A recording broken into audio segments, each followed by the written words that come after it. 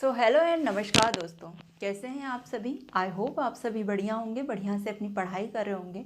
Welcome to the Heights के आज के इस वीडियो में हम बात करने वाले हैं प्राचीन भारत की में होने वाले विदेशी आक्रमणों के बारे में, फॉरेन इन्वेजन के बारे में। फ्रेंड्स, बिना वक्त गवाए स्टार्ट करते हैं। जिस समय प्राचीन भारत के मध्य भूभाग और पूर्वोत्तर भूभाग पर मगध साम्राज्य अपना विस्तार कर रहा था, मगध साम्राज्य अपने साम्राज्य को बढ़ा रहा था, यहाँ के छोटे छोटे राजतंत्र व गणतंत्रों को अपने साम्राज्य में विलीन कर रहा था, उस समय प्राचीन भारत के पश्चिमोत्तर वाला भूभाग काफ़ी अशांति और अराजकता की स्थिति में था। अशांति और अराजकता की स्थिति का क्या कारण था, क्या रीज़न था? तो वह रीज़न था यहाँ पर स्थित महाजनपद जैसे कंबोज, गांधार, मद्र और अन्य छोटे छोटे राजतंत्र व गणतंत्रों के मध्य लड़ाइयों का होना और साथ ही साथ एक अव्यवस्थित सुशासन का होना। दोस्तों, जिस तरह मध्य भूभाग, भारत के मध्य भूभाग और पूर्वोत्तर भूभाग में मगध साम्राज्य एक शक्तिशाली साम्राज्य के रूप में उभर कर आया था, उस तरह यहाँ पर किसी शक्तिशाली साम्राज्य के उभर के आने का कोई आसार नजर नहीं आ रहा था। यहाँ अभाव था एक शक्तिशाली साम्राज्य का, इसीलिए यहाँ पर सारे गणतंत्र और राजतंत्र, साथ ही साथ महाजनपदें, कंबोज, गांधार और मद्र जैसी महाजनपदें भी थोड़ा थोड़ा अपना हिस्सा लेकर अपना राज करती थी, यहाँ पे शासन चलाती थी। मतलब यहाँ अव्यवस्थित रूप से शासन चलते थे और लड़ाइयाँ होती थी। आई होप यहाँ तक समझ में आ गया होगा आपको। अब ऐसी परिस्थितियों में क्या होगा? ऐसी परिस्थितियों में जो विदेशी साम्राज्य थे उन्होंने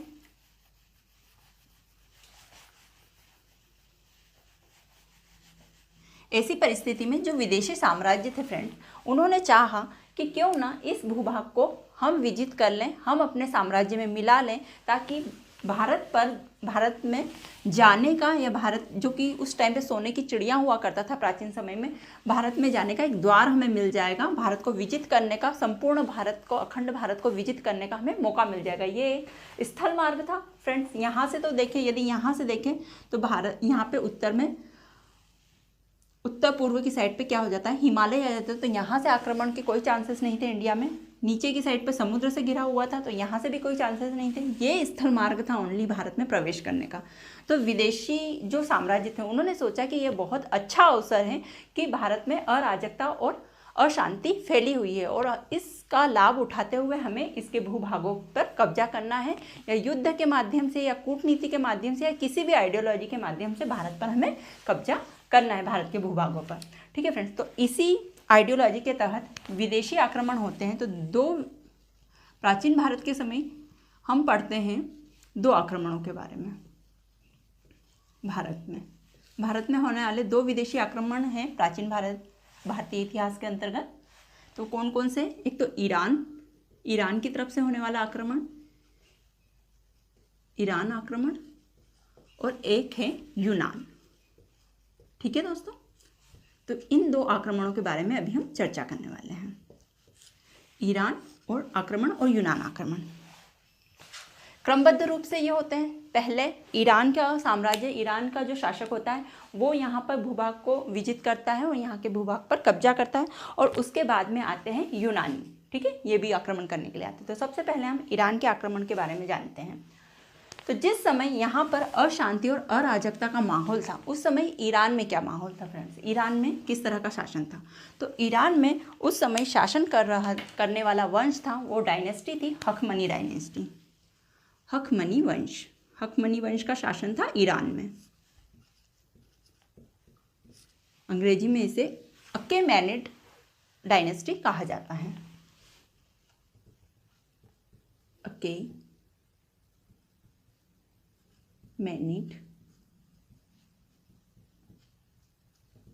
डायनेस्टी।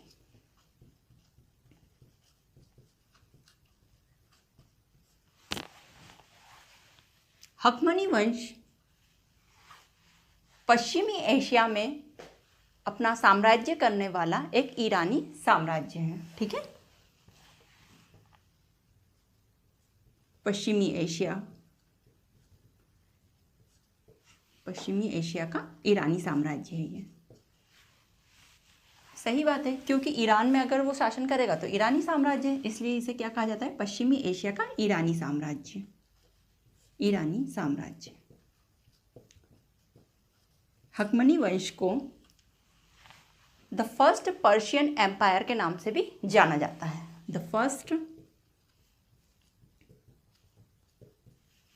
Persian empire.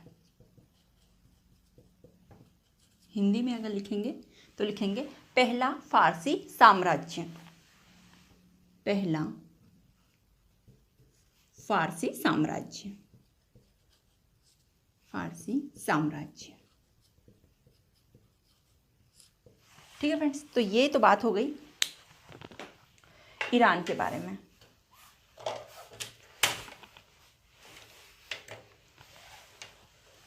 ये बातें हो गई हमारी ईरान के बारे में कि ईरान में कैसे कौन से वंश का शासन था, हकमनी वंश का शासन था, जिसे ईरानी साम्राज्य कहा जाता था, पश्चिमी एशिया का ईरानी साम्राज्य कहा जाता था। द फर्स्ट पर्शियन डायनेस्टी के नाम से भी ये फेमस है, या सॉरी फर्स्ट पर्शियन एम्पायर के नाम से भी ये फेमस है। हिंदी में पहला फारसी साम्राज्य भी इसे कहा जाता है, हकमनी वंश को। ठीक है, याद रखेंगे आप, कौन सा वंश था, हकमनी वंश। अब हकमनी वंश के जो शासक थे उनका नाम क्या था इस समय, जो जिन्होंने भारत के भूभागों पर कब्जा करने के लिए हमला किया था, तो वे थे दारा प्रथम। दारा प्रथम, क्या नाम था उनका, दारा प्रथम। इंग्लिश में डेरियस फर्स्ट भी कहा जाता है इन्हें, डेरियस फर्स्ट। ठीक है फ्रेंड्स, तो ये वो शासक थे जिन्होंने भारत के भूभागों पर कब्जा किया था। कहाँ से, ईरानी आक्रमण जो हुआ था उसके जो शासक थे वो कौन थे, दारा प्रथम थे। अब फ्रेंड्स हम इन चीज़ों को समझ लेते हैं कि कैसे आक्रमण हुआ, क्या किया इन्होंने।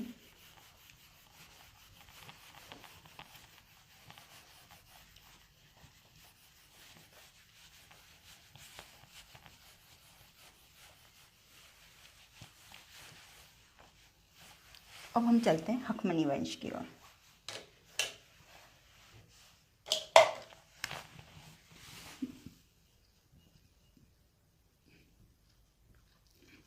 हकमनी वंश, इन ब्रैकेट में लिख देती हूँ मैं, ईरानी साम्राज्य।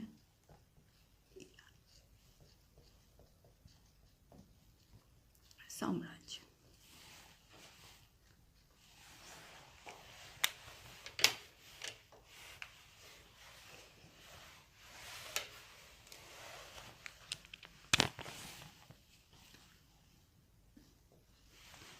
हकमनी वंश, जैसा कि हमने देखा, इनके शासक कौन थे, इनके शासक थे दारा प्रथम। दारा प्रथम।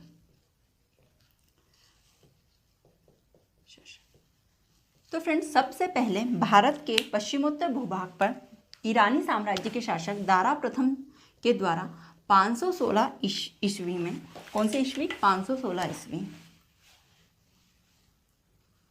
516 ईस्वी पूर्व में आक्रमण किया जाता है। आक्रमण किया जाता है। ठीक है, यहाँ आक्रमण किया जाता है, लेकिन भारत के पश्चिमोत्तर वाले इस भूभाग पर किसी शक्तिशाली साम्राज्य के न होने के कारण यहाँ पर क्या होता है, दारा सिको आसानी से विजय प्राप्त कर लेता है और इन भूभागों को अपने कब्जे में मिला लेता है, अपने साम्राज्य में मिला लेता है, अपने कब्जे में ले लेता है। ठीक है, यहाँ पर क्या होता है, इसे विजय हासिल होती है। ठीक है, ये विजित हो जाता है, विजय हासिल कर लेता है। यहाँ पे होती है पश्चिमोत्तर भारत पर कब्जा। पश्चिमोत्तर भारत, भारतीय भूभाग पर कब्जा हो जाता है। बहुत आसानी से यहाँ कब्जा हो जाता है, कब्जा। अब यहाँ शासन चलता है ईरानी वंश का। हकमनी वंश का क्या होता है, ईरानी साम्राज्य का यहाँ शासन चालू हो जाता है। हकमनी वंश द्वारा ये प्रदेश, ये भूभाग भारत का क्या हो जाता है, शासित होने लग जाता है। एक प्रसिद्ध इतिहासकार हुए हैं हेरोडोटस, इतिहासकार हेरोडोटस, जिनके अनुसार इन्होंने कहा था कि ये माना जाता था ईरानी साम्राज्य द्वारा कि भारत का ये जो पश्चिमोत्तर वाला भूभाग है जो कि ईरानी साम्राज्य द्वारा विजित हुआ था, यह ईरान का 20वां प्रांत है। कौन सा प्रांत माना जाता था? 20वां प्रांत इसे घोषित किया था। जैसे फ्रेंड्स, आप किसी भी स्टेट में रहते हो, वहाँ पे जैसे डिस्ट्रिक्ट वगैरह बनती, तो हम कहते हैं ना 50वीं डिस्ट्रिक्ट बनी है नई, या 51 नंबर की बनी है, या फिर 30 नंबर की, या 2 नंबर, जो भी एटसेट्रा, है ना। ये एग्जाम्पल दिया मैंने। तो इसी तरह ये 20वां प्रांत घोषित किया गया था। ठीक है, ये पूछा जा सकता है कि पश्चिमोत्तर भारत द्वारा दारा प्रथम द्वारा भारत का जो भूभाग विजित किया गया था या जिस भाग पर शासन किया गया था वो कौन सा प्रांत था? तो 20वां प्रांत था ईरान का, उसे 20वां प्रांत घोषित किया गया था।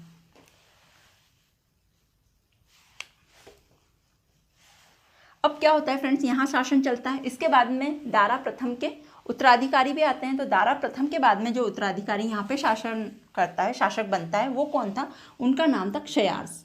क्या नाम था? क्षयार्स नाम था उनका।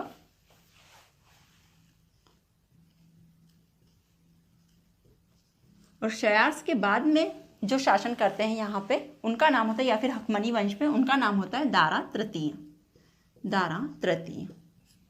या फिर डेरियस थर्ड।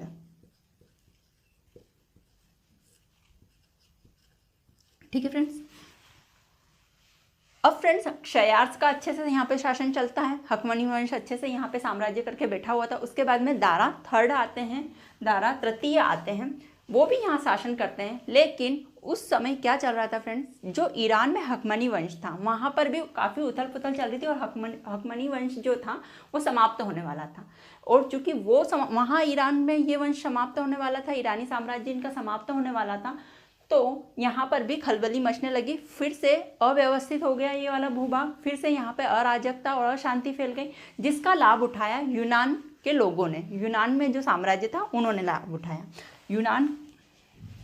यूनानी साम्राज्य द्वारा लाभ उठाया गया। यूनानी आक्रमणकारियों का आगमन।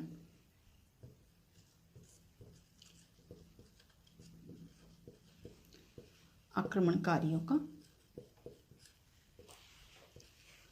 भारत आगमन।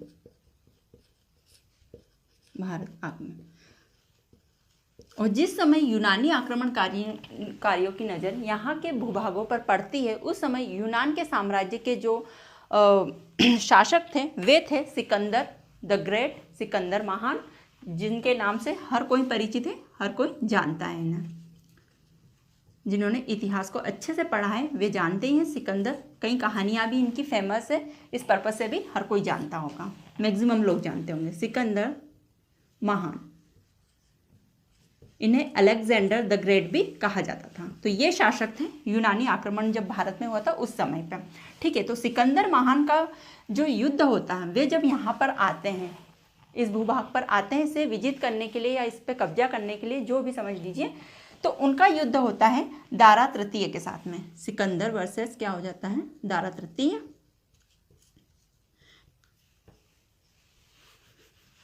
सिकंदर वर्सेस दारा तृतीय, और इसमें विजय होती है सिकंदर महान की, सिकंदर की विजय होती है। और इस तरह जो ईरानी साम्राज्य था इस वाले भूभाग पर, भारत के पश्चिमोत्तर भूभाग पर, तो ईरानी साम्राज्य का पतन हो जाता है और नए साम्राज्य का यहाँ पर निर्माण होता है या उदय होता है, उत्कर्ष होता है, और वो होता है यूनान के साम्राज्य का।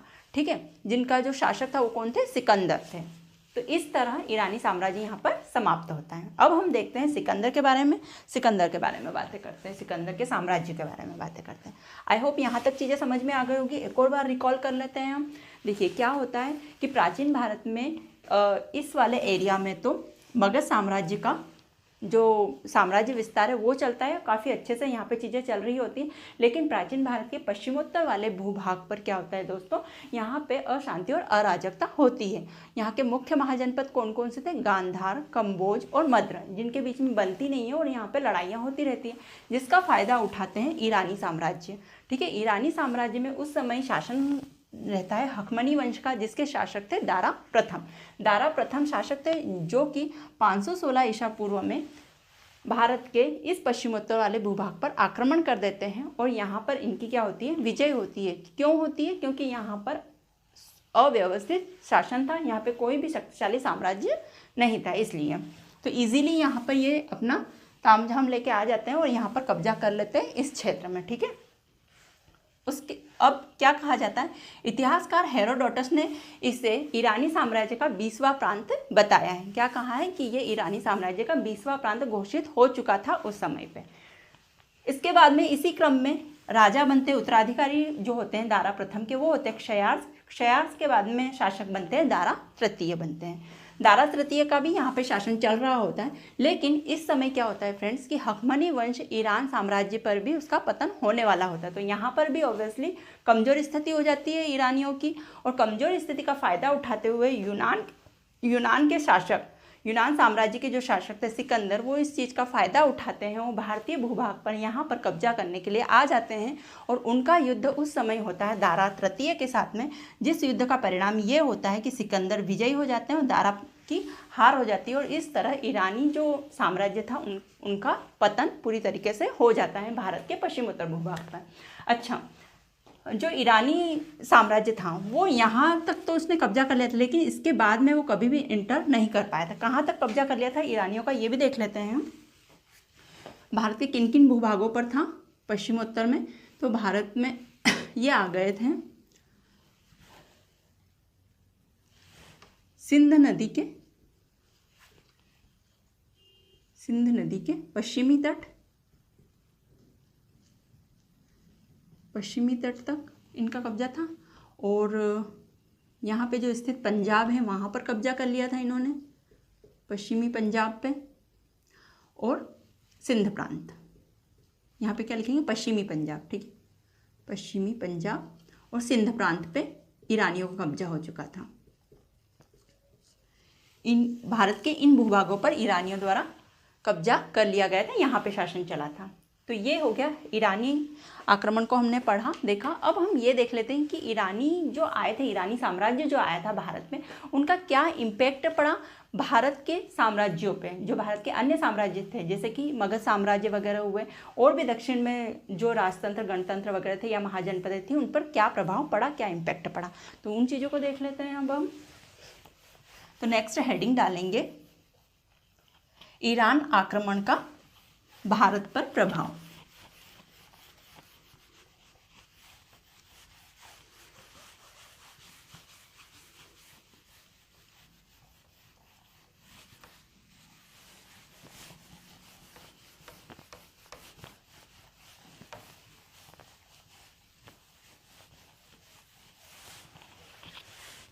अब हम बात करने वाले हैं इम्पैक्ट के बारे में, प्रभावों के बारे में। ठीक है, तो फर्स्ट क्या है, जो ईरानी लिपिकार आए थे फ्रेंड्स, जो ईरानी साम्राज्य के लिपिकार आए थे, वो अपने साथ में एक लेखन कला लेकर आए थे, विशिष्ट प्रकार की लेखन कला लेके आए थे, जिसे नाम दिया गया था खरोष्ठी। उस लिपि को नाम दिया गया था खरोष्ठी लिपि। ठीक है, खरोष्ठी लिपि थी।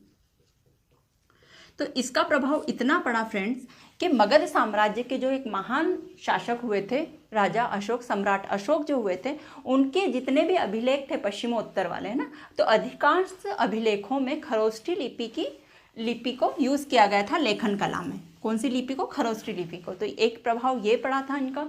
क्या लिखेंगे आप कि ईरानी लेखाकार द्वारा लाई गई लिपि खरोष्ठी लिपि का उपयोग भारत में कई अभिलेखों व स्मारकों में मिलते हैं। उदाहरण के लिए मगध साम्राज्य के महान शासक अशोक के अभिलेखों में इस लिपि का उपयोग किया गया। एक ये प्रभाव पड़ा। एक वास्तुकला, जो ईरानी वास्तुकला है जिसमें गुंबद आते हैं, गुंबद कैसे, इस तरह से, ये भी ईरानी वास्तुकला का एक प्रभाव है। जितने भी गुंबद वगैरह हैं ये ईरानी लोग लेकर आए थे। ठीक है, तो एक वास्तुकला, इनकी वास्तुकला से भारत देश प्रभावित हुआ था। साम्राज्यवादी नीति, थर्ड है साम्राज्यवादी विचारधारा। तो जिस तरह इन्होंने अपने ईरान के लोगों ने जो ईरान का साम्राज्य था उन्होंने अपना साम्राज्य विस्तार करने के लिए जैसे वो यहाँ तक आ गए थे, तो ये वाली जो साम्राज्य विस्तार की उनकी जो नीति थी इसे यहाँ के महाजनपदों ने अपनाया और थोड़ा अपने में सुधार किया कि हमें लड़ना नहीं चाहिए, हमें भी अपने साम्राज्यों का विस्तार करना चाहिए। तो इन लोगों में ये चीज़ें आई, इससे प्रभावित हुए साम्राज्यवादी विचारधारा से। और एक अंत में जो स्त्रियां अंगरक्षक बनती हैं ना, स्त्रियों को अंगरक्षक के रूप में नियुक्त किया गया, वो विचारधारा भी, वो आइडियोलॉजी भी ईरान से ली गई। स्त्रियों को अंगरक्षक बनाना, ये आइडियोलॉजी भी कहाँ से आई? ईरान से आई थी। तो ये इस तरह ये इन चीज़ों का प्रभाव पड़ा भारत के साम्राज्यों पर, भारत के उस समय के राजाओं पर, शासकों पर। ठीक है, अब हम देख लेते हैं यूनान आक्रमण। यूनान आक्रमणों के बारे में जानते हैं।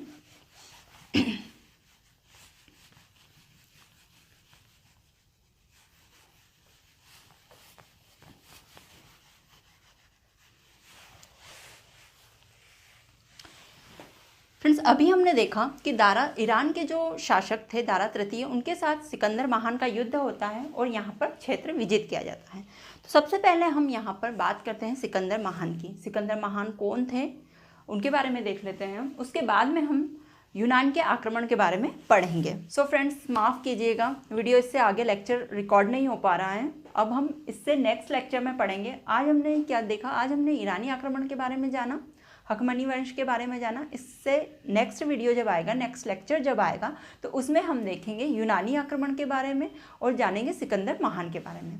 तब तक के लिए इस वीडियो को एंजॉय कीजिए, बढ़िया से पढ़िए, अपने स्वास्थ्य का ध्यान रखिए। वीडियो देखने के लिए धन्यवाद। नमस्कार।